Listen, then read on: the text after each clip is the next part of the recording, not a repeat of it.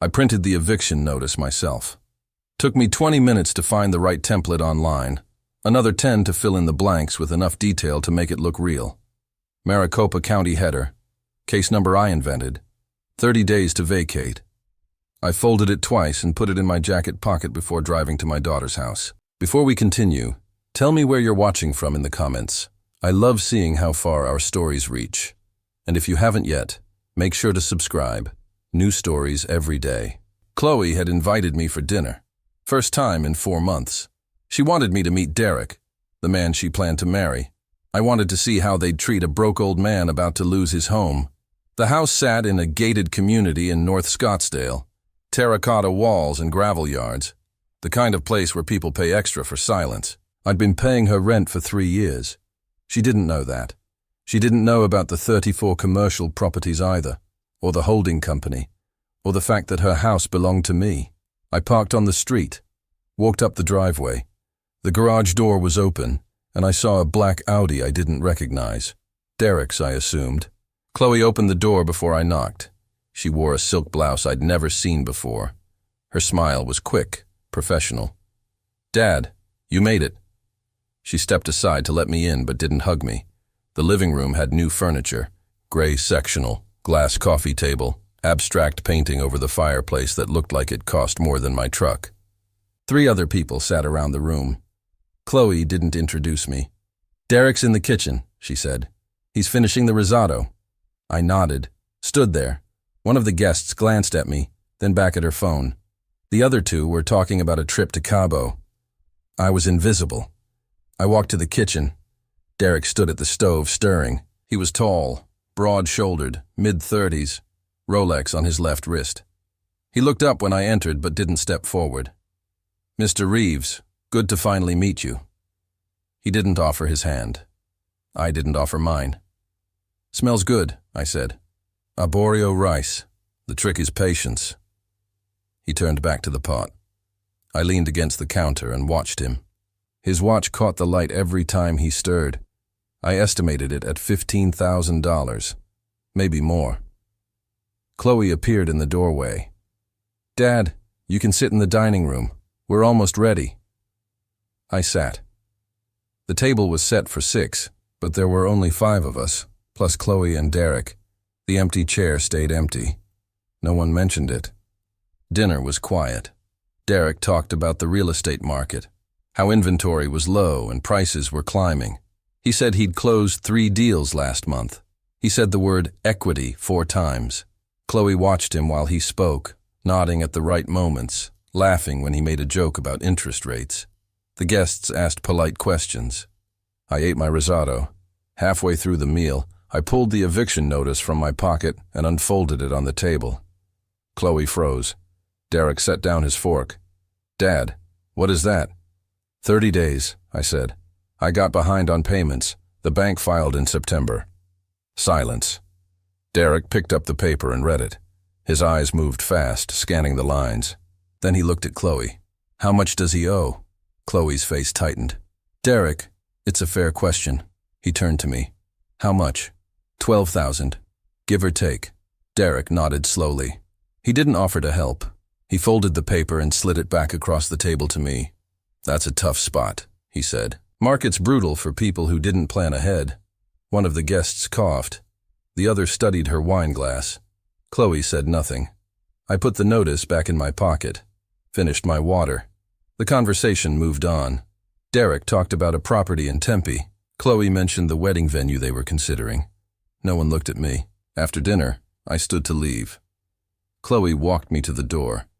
Derek stayed in the living room, laughing at something one of the guests said. "Dad," Chloe said, her voice low, "I wish you'd told me sooner. About the house. Would it have changed anything?" She didn't answer. I stepped outside. The air was cool, dry, October in the desert.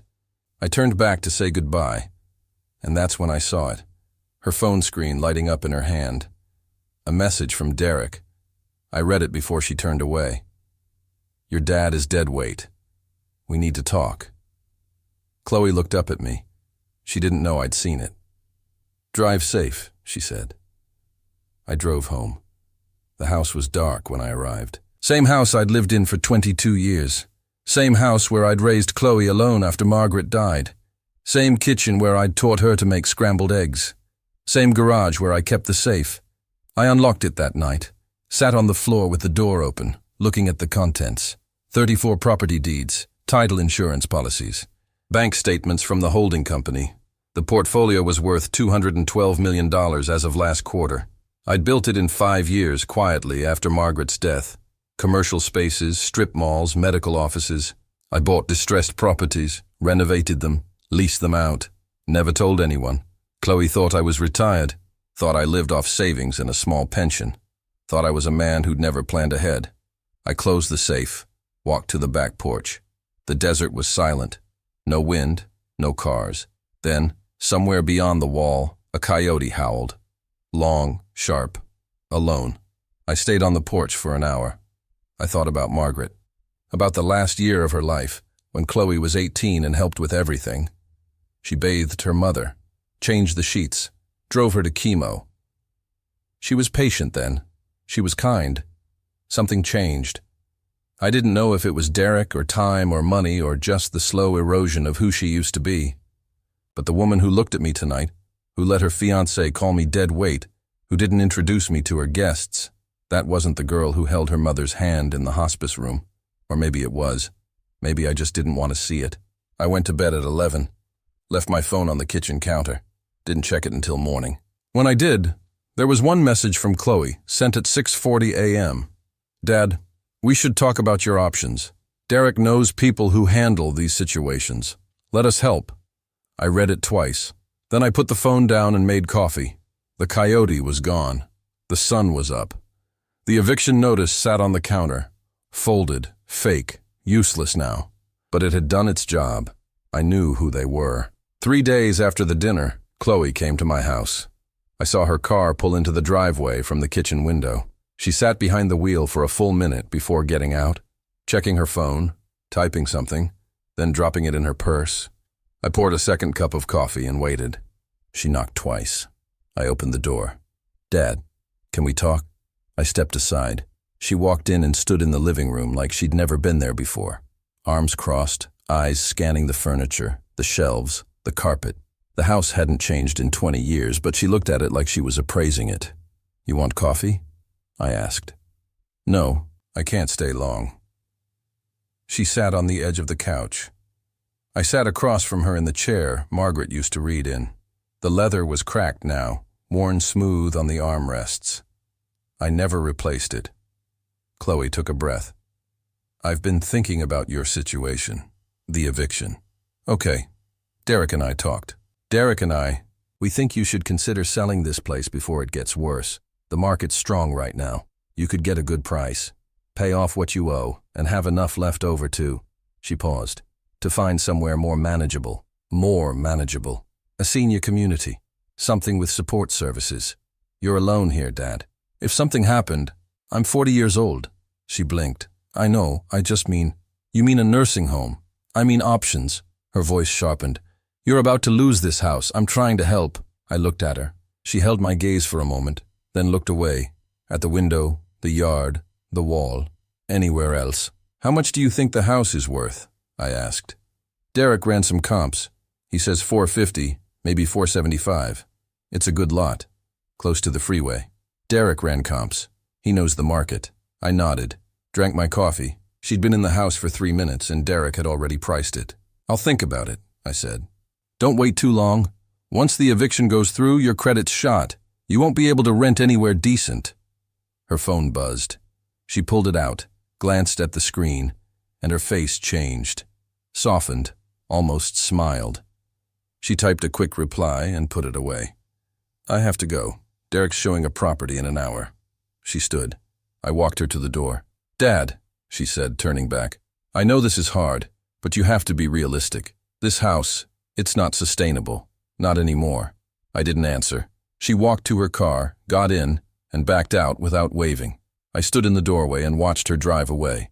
Then I went to the kitchen, opened my laptop, and typed Derek Hollowell's name into the county court records database. It took me 15 minutes to find what I was looking for. 3 eviction cases in the past 2 years, all filed by Derek as landlord. 2 were defaults, tenants who stopped paying and didn't show up to court. The third was contested. I clicked through the documents. The tenant claimed Derek had refused to make repairs, then filed for eviction when she withheld rent. She lost. He got the judgment. She was out in 30 days. I printed the case summaries and put them in a folder.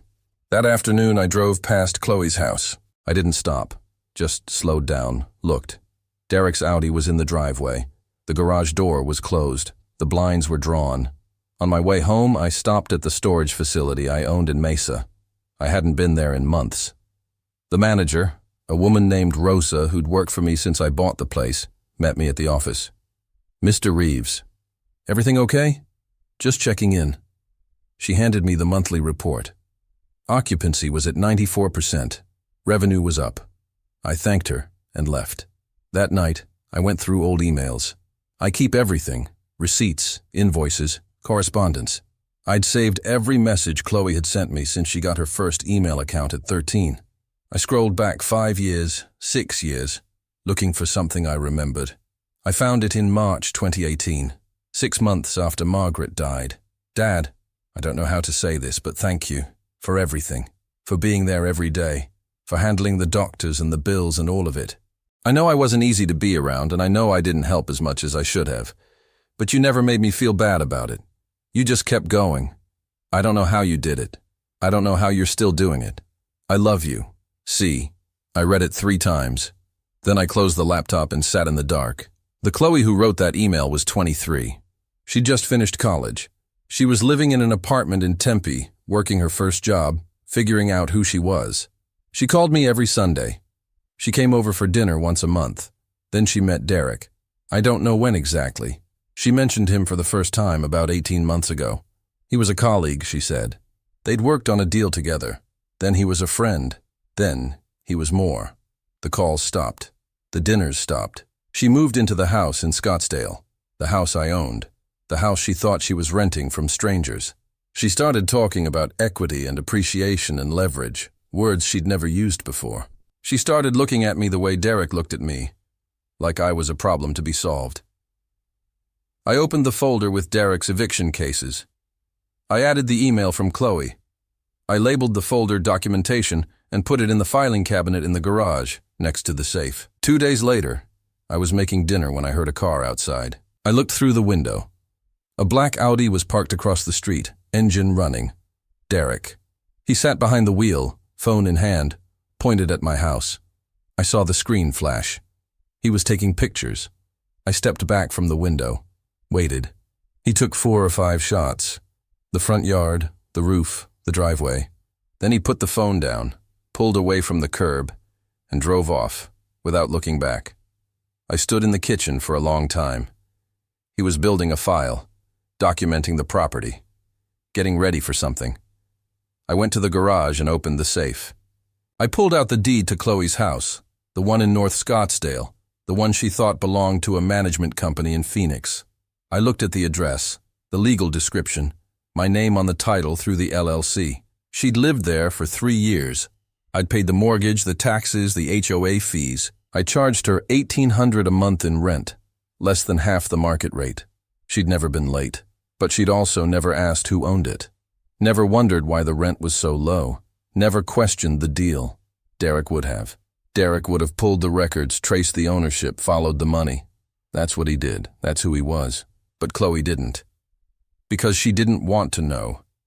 Because knowing would mean asking questions she wasn't ready to answer. I put the deed back in the safe, closed it, walked to the porch. The sun was setting behind the mountains, orange and pink, the colors bleeding into each other. A hawk circled high overhead, riding the thermals. I watched it until it disappeared. I thought about calling Chloe, telling her the truth, showing her the deeds, the accounts, the emails, proving that I wasn't who she thought I was. But that wasn't the test. The test was whether she'd treat me right without knowing, whether she'd help me when she thought I had nothing, whether she'd choose me over Derek when there was no money on the table. She'd already answered that. I went inside and opened my laptop. I searched for Chloe's name in the county records. Nothing came up. No cases, no filings. Then I searched for Derek's name again, this time with different keywords. I found a civil judgment from 2019. A former client had sued him for misrepresentation. The case was settled out of court, terms confidential. I couldn't see the details, but I could see the docket. 18 months of motions, depositions, discovery. He'd been caught before. He'd gotten out of it. I printed the docket and added it to the folder. Then I opened a new document and started a timeline. Dates, events, conversations, the dinner, Chloe's visit, Derek's photos, everything I knew, everything I'd seen, in order. I didn't know what I was building yet, but I knew I needed to build it. Outside, the coyotes started up. 2 of them, maybe 3, calling back and forth across the wash. The sound rose and fell, then stopped. I saved the document, closed the laptop. The house was quiet. The folder was growing. I went to bed and slept better than I had in weeks. The letter arrived on a Tuesday. I was at the kitchen table drinking coffee, watching the light move across the backyard. The mail truck came at 10 like it always did. I walked out in my robe, opened the box, and pulled out a stack: electric bill, pharmacy ad, credit card offer, and a white envelope from a law firm in Phoenix. Certified mail. Return receipt requested. I knew what it was before I opened it. The letterhead said Morrison and Keller, attorneys at law. The subject line said, "In the matter of Marcus Allen Reeves, petition for appointment of guardian and conservator." I read it standing in the driveway. Chloe was petitioning the court to have me declared incapacitated. She was asking for control of my finances, my medical decisions, my legal affairs. The petition cited evidence of cognitive decline, an inability to manage personal finances resulting in imminent eviction, social withdrawal, failure to maintain adequate living conditions. It requested an emergency hearing within 30 days. At the bottom of the first page, there was a note from the attorney. Mr. Reeves, please be advised that your daughter has retained our firm to pursue this matter in your best interest. We encourage you to seek independent legal counsel. I folded the letter and put it back in the envelope. Stood there for a while. The street was empty. A landscaping truck drove past, trailing dust. The sun was already hot. Late October. But the desert doesn't care about calendars. I went inside and sat at the table. Read the letter again. Then a third time. The eviction notice. That was their evidence. A piece of paper I'd printed myself. Fake from the first word to the last, and they were using it to take everything from me. Derek's plan. It had to be. Chloe didn't think like this. She didn't know how guardianship worked, what it meant, what it allowed, but Derek did. Derek knew that once a court appointed a conservator, that person controlled everything. Bank accounts, property, medical care. He knew that contesting it cost money and time, and most people didn't have either. He thought I was one of those people. I put the letter in the filing cabinet, in the folder with the rest. Then I got dressed and drove to Margaret's house. I still owned it. Hadn't been able to sell it after she died. Couldn't even list it. For 5 years it sat empty. The yard kept up by a service I paid monthly. The rooms untouched. I went there maybe twice a year. Sometimes less. The house was in a neighborhood east of downtown. Older homes on small lots. Mature trees. We'd bought it in 2006, the year Chloe started high school. Margaret loved the yard. She planted roses along the fence, a lemon tree by the patio, jasmine that bloomed every spring. The jasmine was overgrown now. The roses were dead. I unlocked the front door and stepped inside. The air was stale, warm, thick with dust. The furniture was covered in sheets. The blinds were closed. I walked through the living room, the kitchen, the hallway. Everything was where we'd left it. I stopped at the bedroom door. This was where she died. Not in a hospital, not in hospice. Here, in our bed. With me beside her and Chloe in the chair by the window. She'd wanted to be home. We made it happen. The bed was stripped now. Mattress bare. Nightstands empty. I sat on the edge and looked at the wall. There was a mark where a picture used to hang. Our wedding photo. I'd taken it down after the funeral and never put it back. I thought about the last day. Margaret couldn't speak by then, but she could squeeze my hand. She'd looked at me, then at Chloe, then back at me. I told her it was okay. I told her we'd be all right. I don't know if she believed me. I don't know if I believed myself. I sat there for a long time. The house was silent. No traffic, no neighbors, Nothing. When I left, I locked the door and drove straight to my attorney's office. His name was Paul Westbrook. I'd worked with him for years. He'd set up the holding company, handled the property acquisitions, reviewed the leases. He was careful, methodical, discreet. He didn't ask questions he didn't need answered. I handed him the letter from Morrison and Keller. He read it twice, then set it down on his desk. "They're claiming incapacity based on a fake eviction notice," I said. "They don't know it's fake." "No." He leaned back in his chair. "What do you want to do?" "I want to stop it. And I want her to see what she's doing." He nodded slowly. "We can contest the petition, file a response, request a hearing. But if you want to make a point, we need to do more than defend. We need to show the court, and your daughter, exactly who you are." "How?" "Documentation. A psychological evaluation proving competency. A full accounting of your assets, properties, accounts, everything. Let them see the real picture." I thought about the safe in my garage, the deeds, the statements, the operating agreements, 34 properties and $200 million, hidden for 5 years. "If we disclose the assets, they'll know," I said. "That's the point." I looked out the window. The parking lot was half empty, cars baking in the sun. A woman walked past with a stroller, shielding her face from the glare. "Do it," I said. "Schedule the evaluation, prepare the accounting. I want everything ready before the hearing." Paul made a note. "I'll need access to the holding company records. Full transparency." "You'll have it." He looked at me. "Marcus, are you sure about this? Once it's out, you can't put it back." "I'm sure." I drove home and opened the safe. I pulled out every document: deeds, titles, insurance policies, bank statements, tax returns.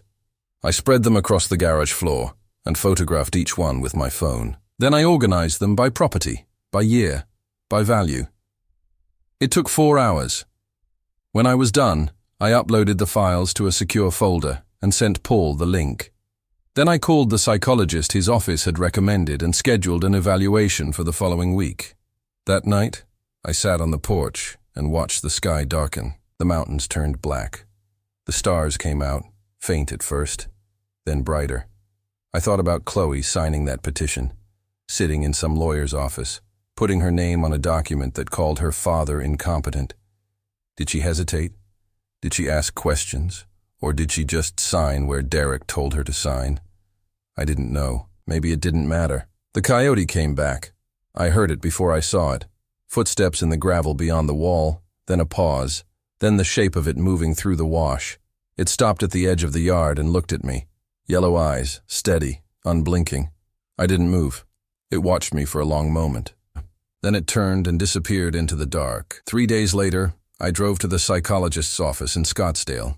Her name was Dr. Kendra Osei. She was in her 50s, calm, direct. She asked me questions for 2 hours about my memory, my reasoning, my daily routines. She gave me tests, word recall, pattern recognition, problem solving. I answered everything. At the end, she put down her pen and looked at me. "Mr. Reeves, I'll submit my report to your attorney within the week. But I can tell you now, there's no indication of cognitive impairment. None. You're fully capable of managing your own affairs." I thanked her, shook her hand, walked out into the parking lot. The sun was high and white. I stood by my truck and breathed. The evaluation was done. The documents were ready. Paul was preparing the response to the petition. I had everything I needed. I drove home, went to the garage, and opened the filing cabinet.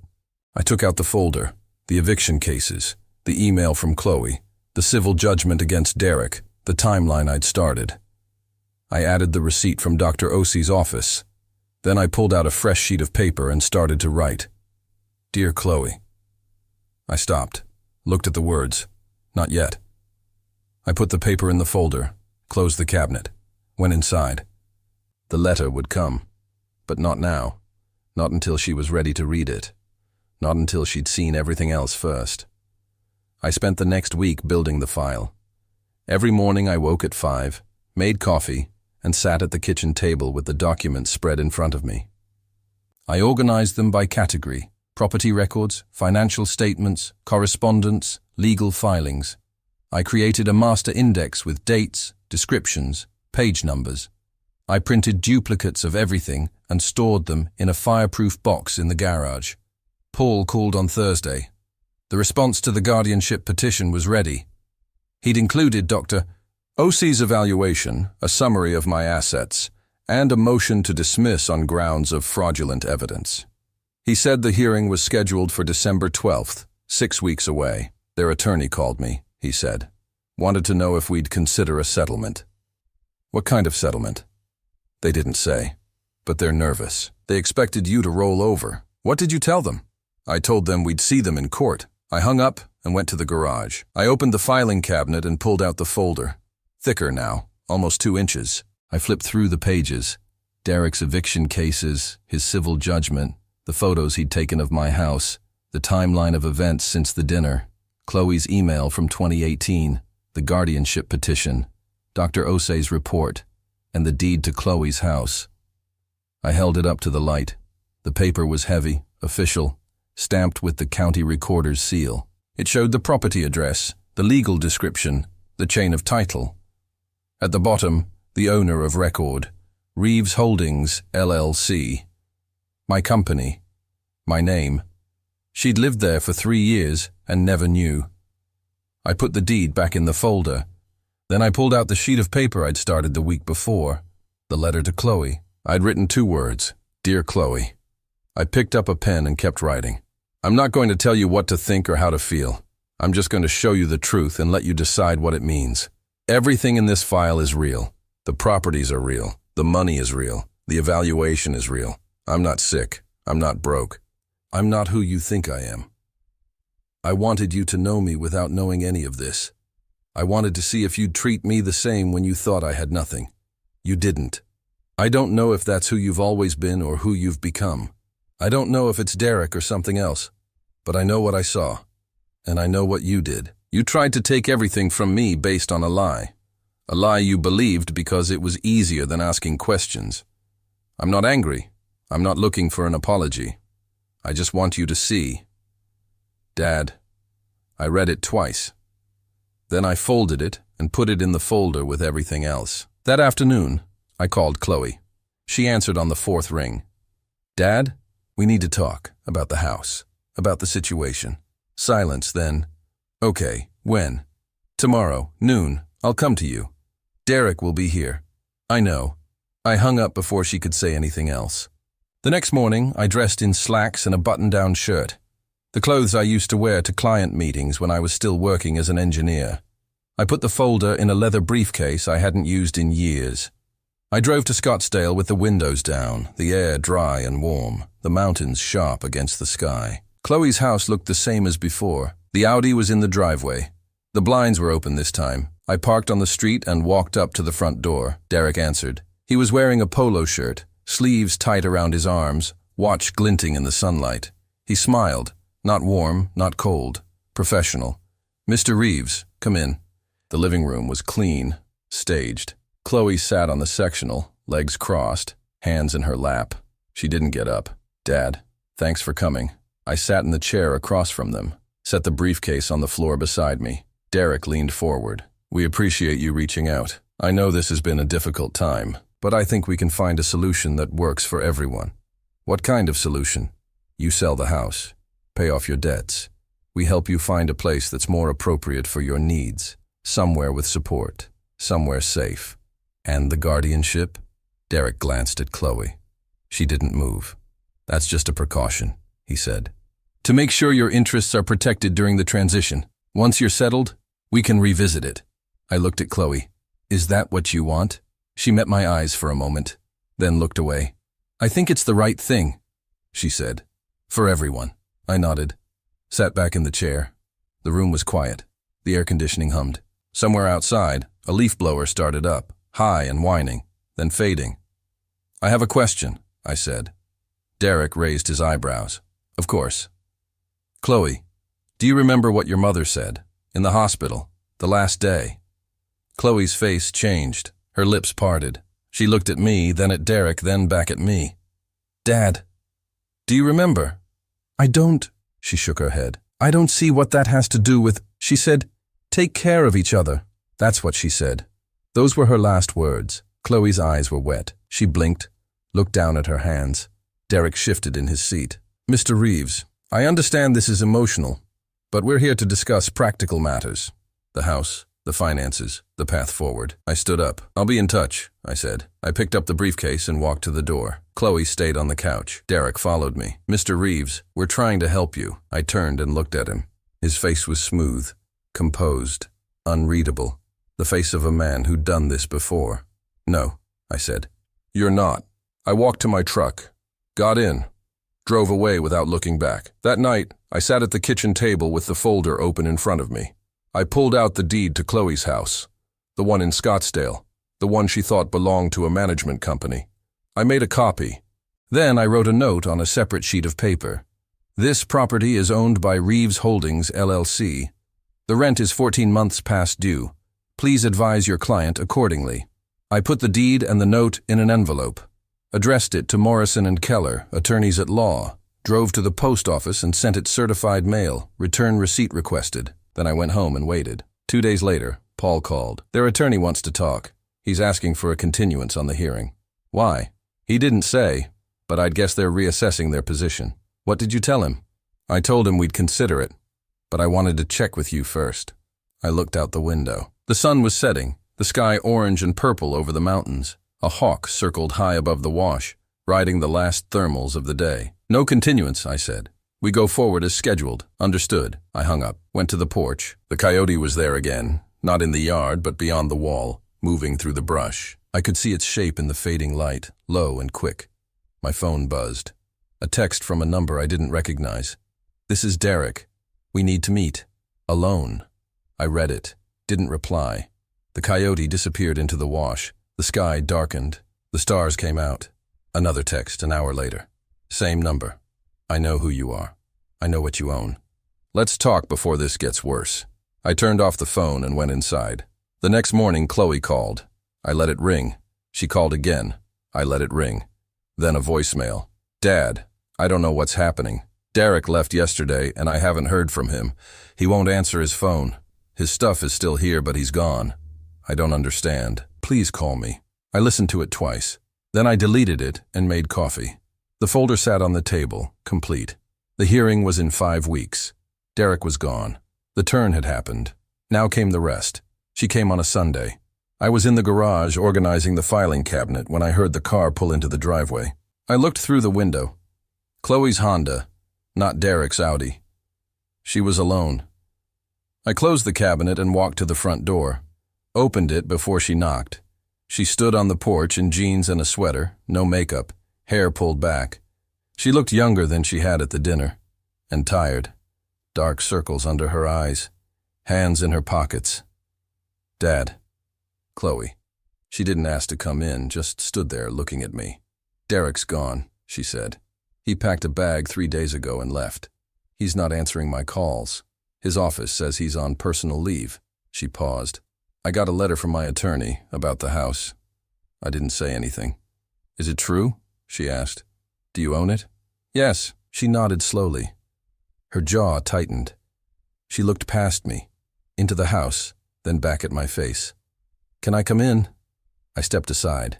She walked to the living room and sat on the couch, the same couch where Margaret used to read, where Chloe used to do her homework, where we used to watch movies on Friday nights when she was in high school. She sat on the edge, back straight, hands on her knees. I sat in the chair across from her. How long? She asked. How long what? How long have you owned it? Since before you moved in. I bought it through the holding company. I set the rent low so you could afford it. Why didn't you tell me? Because I wanted to see what you'd do when you thought I had nothing. She flinched, looked down at her hands. The room was quiet. The clock on the wall ticked. Outside, a car passed on the street, then another. I have something for you, I said. I went to the garage and came back with the folder. Set it on the coffee table between us. What is this? Everything. She looked at the folder. Didn't touch it. Open it, I said. She reached out and pulled it toward her. Opened the cover. Started reading. I watched her face as she went through the pages. The property deeds. She flipped through them slowly, scanning the addresses, the values, the dates of acquisition. The bank statements from the holding company, She paused on those, eyes moving down the columns of numbers, the operating agreements, the tax returns, the portfolio summary Paul had prepared, showing the total value, $214 million. She set that page down and looked at me. This is yours? Yes. All of it? Yes. She turned back to the folder, found the next section, the documentation I'd gathered on Derek, his eviction cases, the civil judgment, the photos he'd taken of my house. She read each page carefully, her face still. Then she found the guardianship petition, her signature at the bottom. She stared at it for a long time. I didn't... She stopped, swallowed. I didn't know. You didn't ask. She closed her eyes. When she opened them, they were wet. She kept going. Found the email she'd written me in 2018 after Margaret died. Read it in silence. I saw her lips move on certain words. Thank you, I love you. Then she found my letter. She read it once. Then again. Then she set it down and put her hands over her face. I didn't move. Didn't speak. She sat like that for a long time, shoulders shaking, breath uneven. I let her. Finally, she wiped her eyes and looked at me. Why did you do it this way? She asked. Why didn't you just tell me the truth? Because the truth wouldn't have meant anything if you didn't earn it. Earn it? You had every chance to treat me right, to ask questions, to be curious, to wonder why your rent was so low, or why I never asked you for help, or why I was still living in this house after 40 years when I could have moved anywhere. I leaned forward. You didn't. You looked at me and saw what Derek told you to see. A burden. A problem. A man who never planned ahead. She shook her head. That's exactly what happened. I was there. I heard him call me dead weight. I saw you let him. She didn't answer. She looked at the folder, at the pages spread across the table, at the life I'd built without her knowing. I failed the test, she said quietly. Yes. And Derek? Derek saw an opportunity. You were the opportunity. She flinched again, harder this time. I sat back in the chair. The light through the window was fading. Late afternoon, the sun dropping toward the mountains. The shadows in the room were getting longer. What happens now? She asked. That depends on you. The guardianship will be dismissed. My attorney filed a motion last week.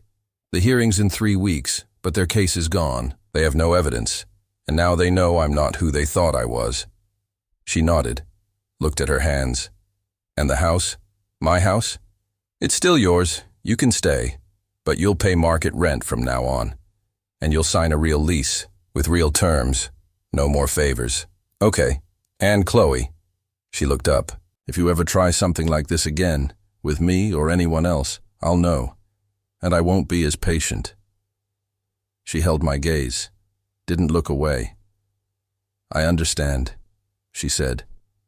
I stood up, walked to the window. The yard was quiet, the desert still. A roadrunner darted across the gravel and disappeared behind the wall.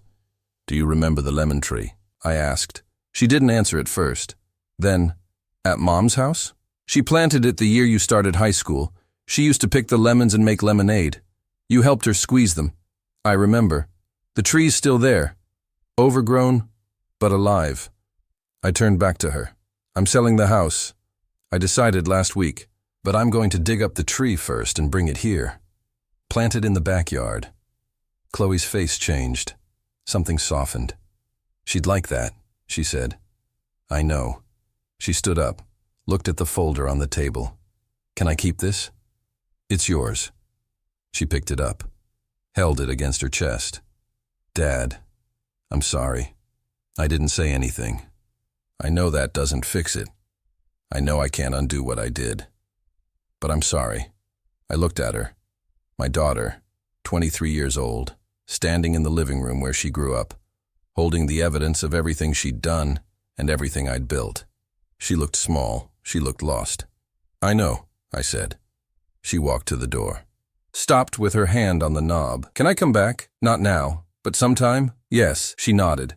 Opened the door, stepped outside. I watched her walk to her car. She got in, sat for a moment, then started the engine. She looked at the house one more time, at me, standing in the doorway, and then she backed out and drove away. I stood there until she was gone. The sky was orange and pink, the sun almost down. The mountains were turning purple. Somewhere in the wash, the coyote called, one long note, then silence. I went inside, sat in the chair. The folder was gone. The letter was gone. The truth was out. I didn't know what would happen next. I didn't know if Chloe would come back or what she'd be like if she did. I didn't know if we'd ever sit at a table together and talk the way we used to. But I knew one thing. She'd seen it. All of it. And now the choice was hers. I made dinner, ate alone, washed the dishes and put them away. At 10 o'clock, my phone buzzed. A text from Chloe.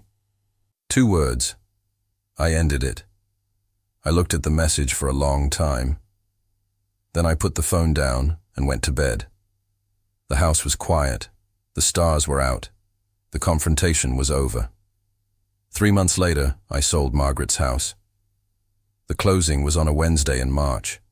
I drove to the title company in Phoenix, signed the documents, and handed over the keys to a young couple from California. They had a baby on the way. They wanted the yard for a swing set. I didn't tell them about Margaret. Didn't tell them she'd planted the roses or picked the lemons or died in the back bedroom with me holding her hand. That wasn't theirs to carry. They'd make their own memories.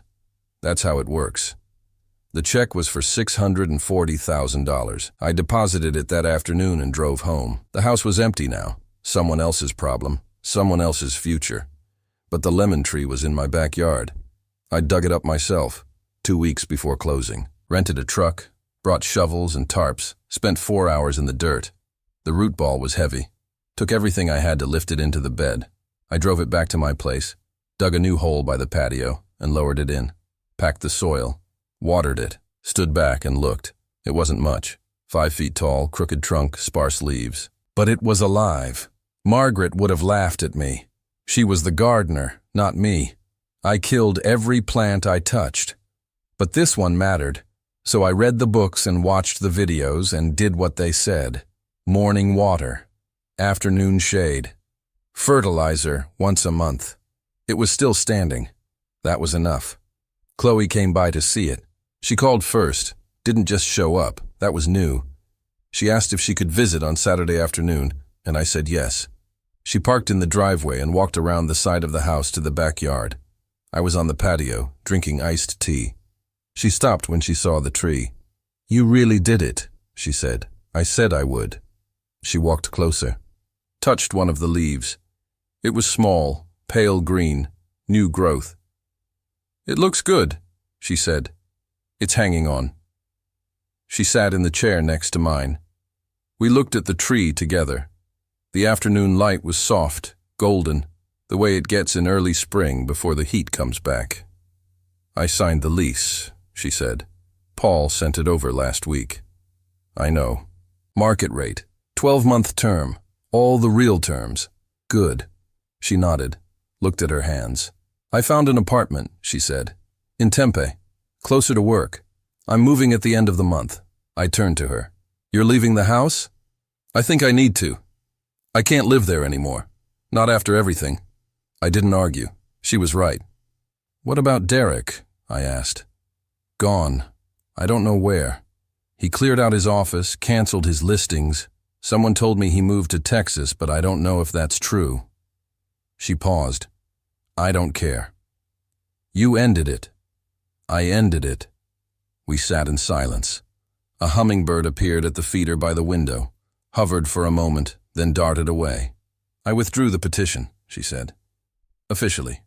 Last month. My attorney filed the dismissal. Paul told me. I wanted you to hear it from me." I looked at her. She met my eyes this time. Didn't look away. "Thank you," I said. She nodded. Swallowed. "Dad, I've been thinking about what you said. About the test. About how I failed it." "Chloe, let me finish." She took a breath. "You're right. I did fail. I looked at you and saw what I wanted to see. What was easy to see. I didn't ask questions because I didn't want to know the answers. And when Derek came along, I let him fill in the blanks." She shook her head. "That's on me, not him, me." I didn't say anything. "I don't know how to fix it," she said. "I don't know if I can, but I want to try, if you'll let me." I looked at the lemon tree. The leaves moved in the breeze, barely, just a flutter. "I'm not looking for an apology," I said. "I told you that." "I know. And I'm not looking for things to go back to how they were. They can't. I know that too. I turned to her. But you're my daughter. That doesn't change. Her eyes were wet. She blinked, looked down. Okay, she said. Okay. We sat there for a while longer. The sun moved across the yard. The shadows stretched. Do you want to stay for dinner? I asked. She looked at me. Really? I'm making pasta. Nothing fancy. She almost smiled. Okay. We went inside. I boiled water, chopped garlic, opened a jar of sauce. She set the table. 2 plates, 2 forks, 2 glasses. She knew where everything was. She'd grown up here. We ate without talking much. The pasta was fine. The bread was stale, but we ate it anyway. She asked about the properties, and I told her a little. Not everything, but enough. She asked about Paul, and I said he was good. She asked about the tree, and I said I'd know in a few months if it would make it. After dinner, she washed the dishes. I dried. I should go, she said. Early day tomorrow. Okay. She picked up her keys, walked to the door. Dad. I looked at her. Thank you. For dinner, for...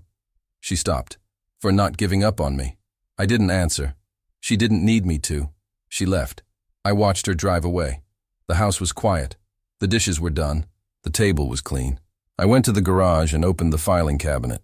The folder was gone. I'd given it to Chloe, but the safe was still there, still full. 34 deeds, $200 million, a life I'd built in silence. I closed the cabinet and walked to the patio. The lemon tree stood in the fading light. It looked stronger than it had a month ago. The trunk was straighter.